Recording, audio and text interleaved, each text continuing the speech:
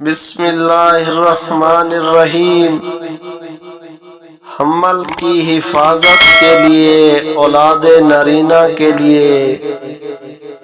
سورۃ نوح ترجمہ: اور تمہیں خوب پہ در پہ مال اور اولاد میں ترقی دے گا، اور تمہیں باغات دے گا، اور تمہارے لیے نہریں نکال دے گا۔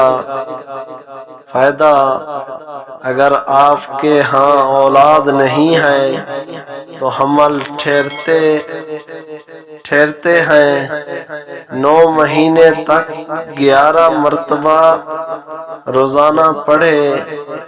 رزق کی تنگی دور کرنے کے لیے بھی اس دعا کو روزانہ 7 مرتبہ پڑھے۔ سورۃ نوح۔